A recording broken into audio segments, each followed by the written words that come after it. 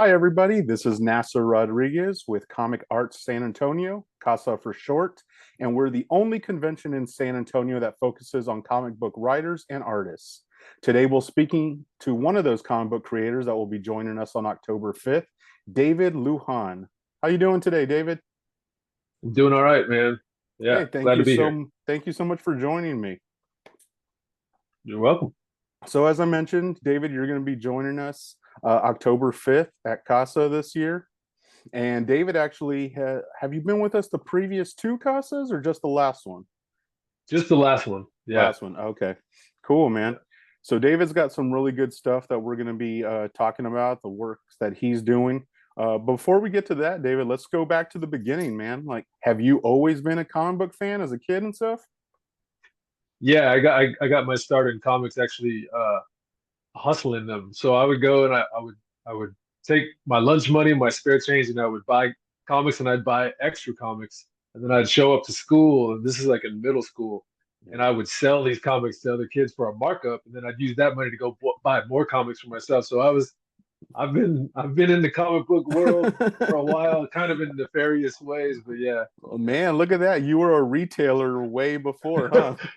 Yeah, I was a huckster. Oh my God. Well, That's cool.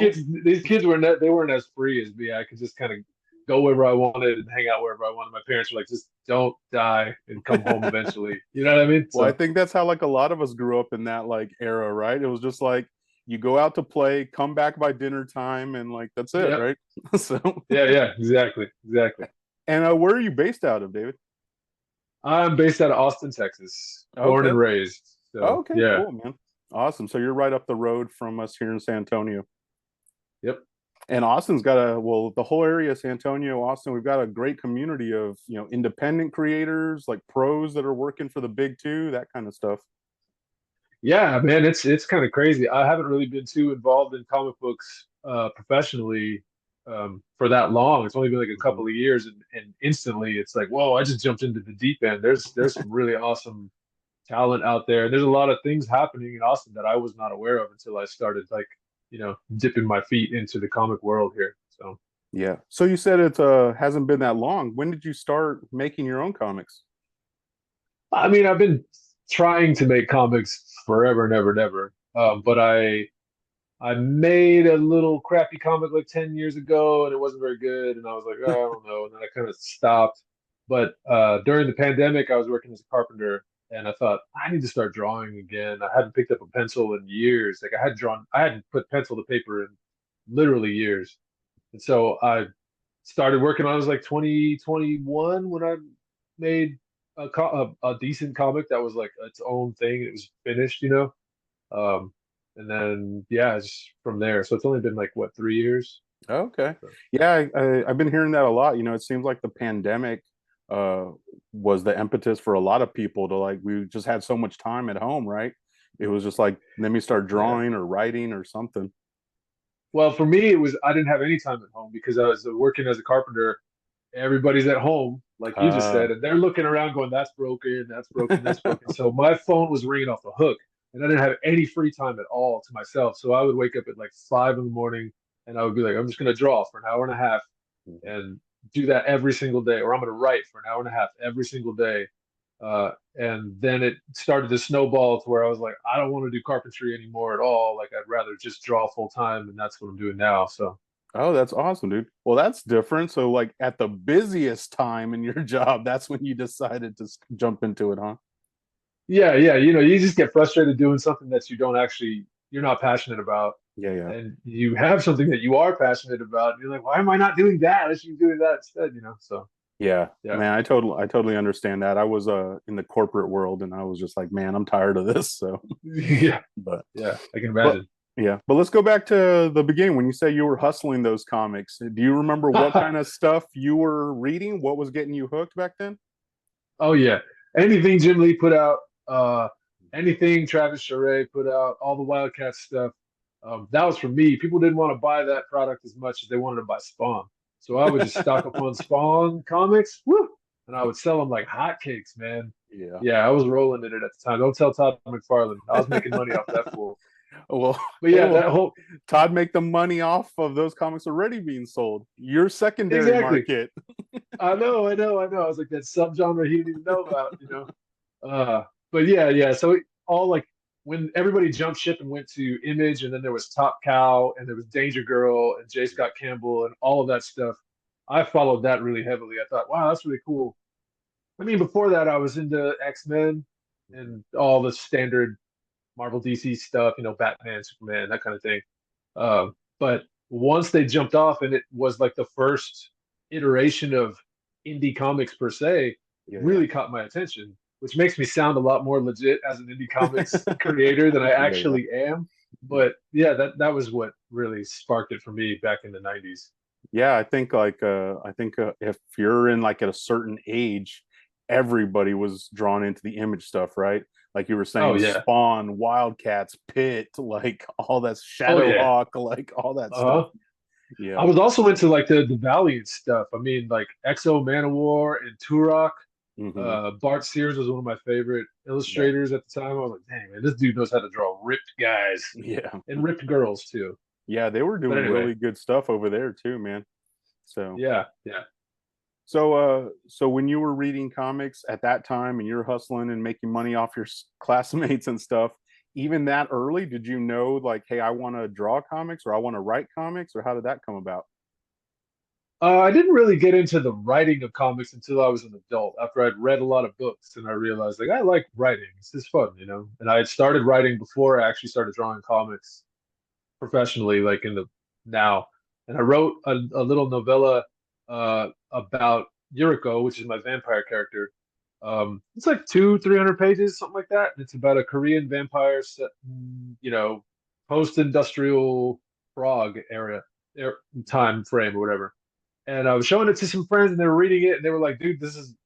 I read. It's great. You know, you're not, you know, Dostoevsky or anything like that, but you know, it's good. It reads like a comic book, though, man. Why don't you just turn it into a comic book?" And I was like, "Well, I don't know." And they're like, "You can draw. What are you doing?" I was like, "I don't know." So I made some comics, some little shorts about it, and people were like, "You should definitely do this." So I started making the Yuriko comic after I had already written the novel of it.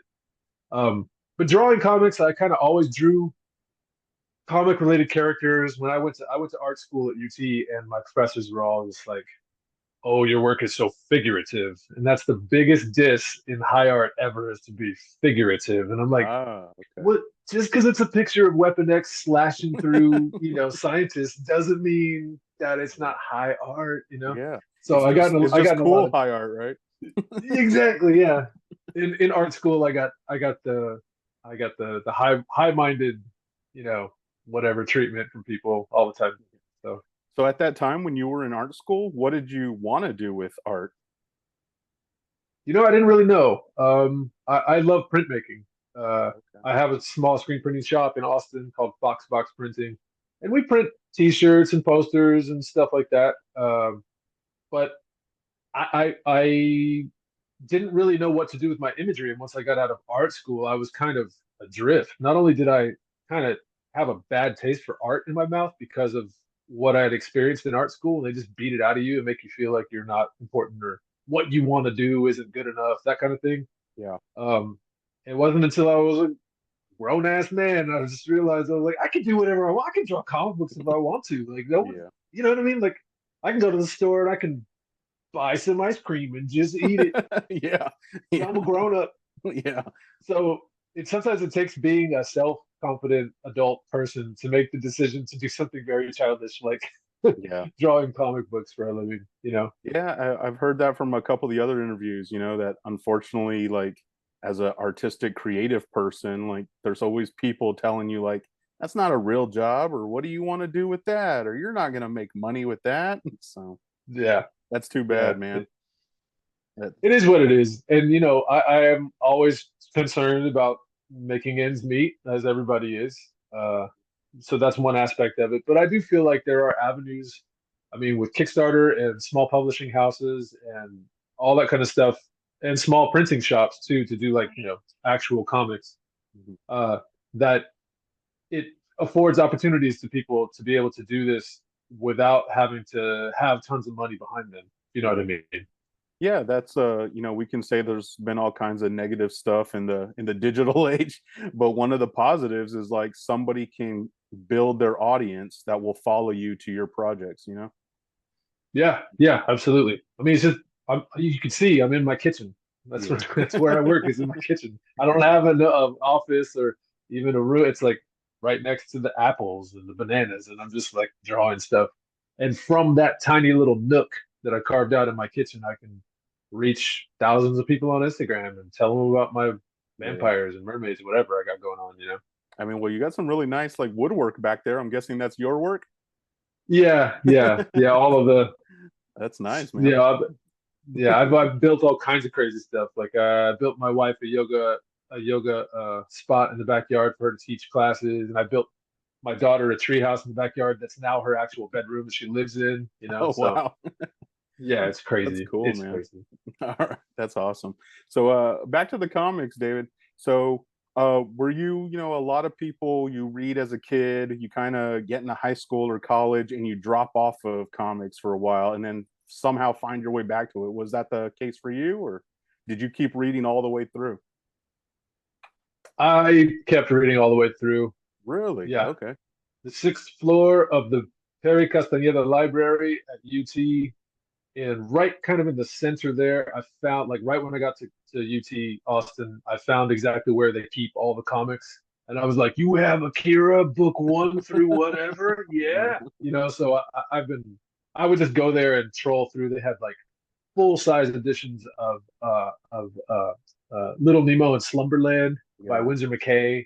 Crazy stuff. That yeah. So I mean, yeah, I read books too, like books without Yeah. pictures, but I'm Ah, we I've don't been need any of those. yeah, I've been reading graphic novels. Just I never stopped. It's That's yeah. cool, man. That's good to hear, man. So Because, like I said, a lot of times, and I know it was my personal case, like you get your first job or, you know, you start dating or something, and just like comics are fall by the wayside. But I found my way back. Don't worry. So, yeah, yeah. That's the important part. yeah, yeah. So let's get back to what you're doing now. So you said you started about 2021, and that was Nerida, right? Yeah, So why yeah. don't you tell people what Nerida is about? It is a story about a mermaid that gets trapped on land, and she becomes kind of embroiled with all the politics and geopolitical stuff that's going on in this fantasy uh, world where all the land dwellers are. I just finished issue two, and it funded on Kickstarter, and that's going to be going to print in a couple of weeks. I'm stoked about that. I'll have it at Casa for sure. Awesome, man. Uh, so I've got issue one and issue two of that. It's supposed to be a 9-part series, and it's got fairies and trolls and dark wizards and wicked kings and all kinds of crazy stuff. That was kind of all over the place.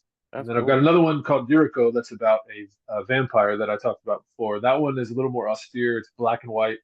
It's a little in the manga realm, the way that the pages are set up and the action things are set up. But I wouldn't say manga like um, My Hero Academia or anything like that. More like classic manga from the early 80s. Um, and that one's set to be a 5-part series.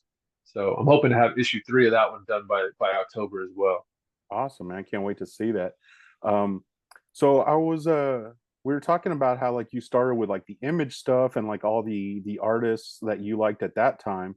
Um, but yeah, your style, like I don't see a lot of like that type of stuff. So what other influences came into you developing your style? You mentioned manga a little bit, but anything else that you were really looking at?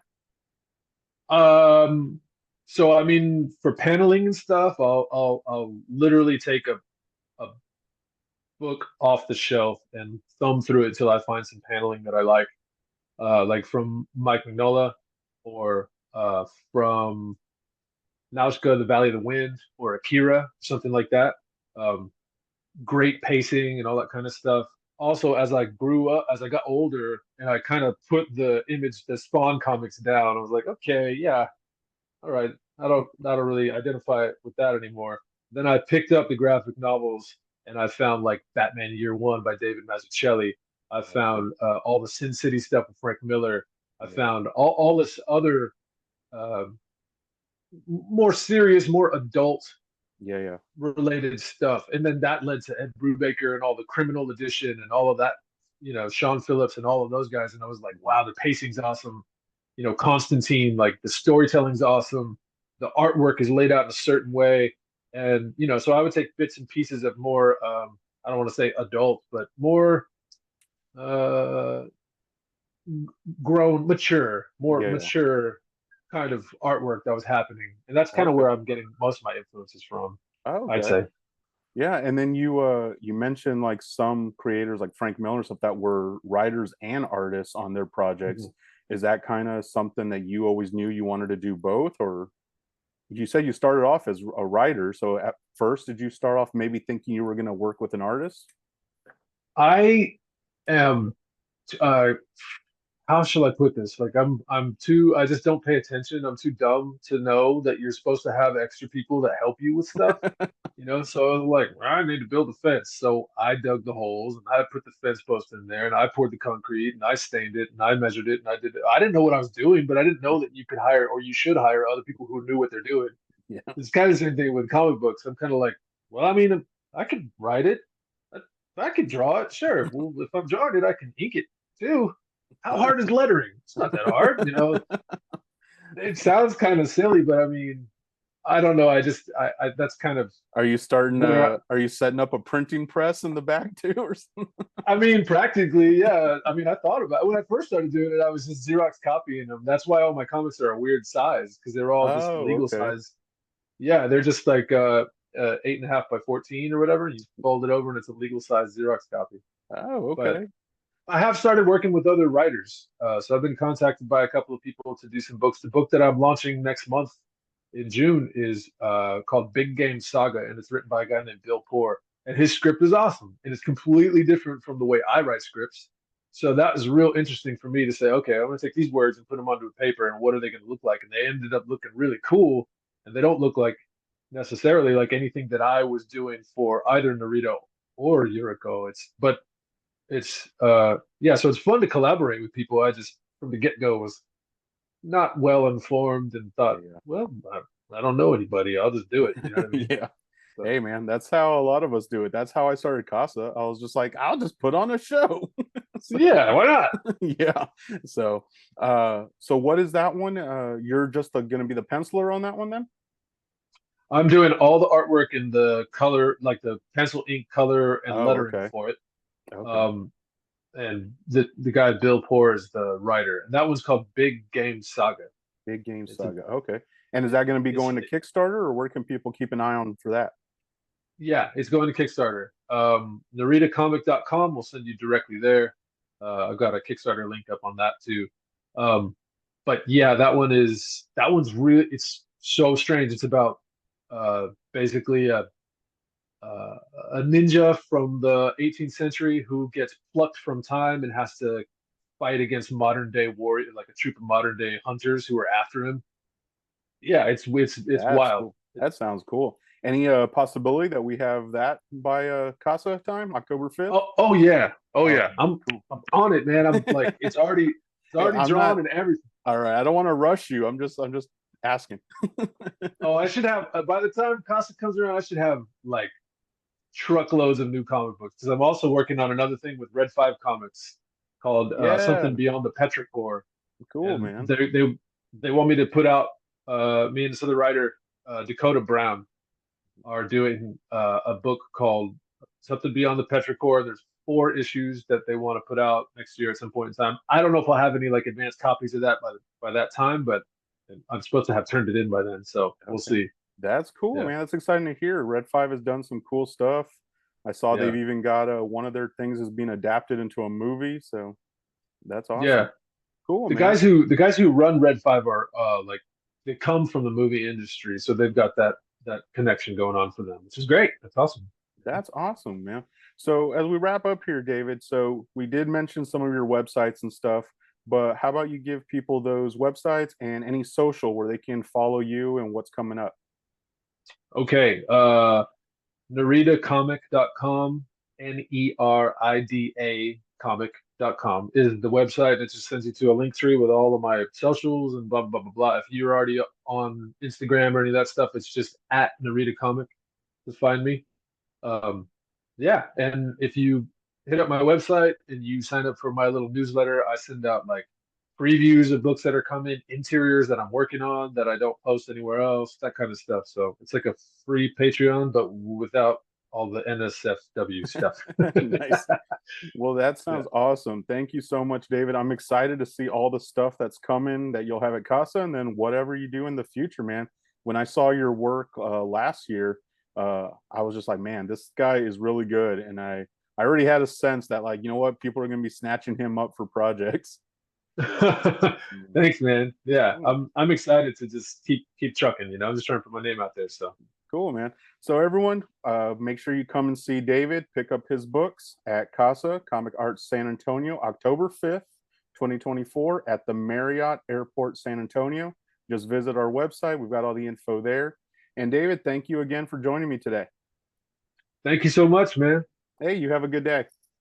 You too, man.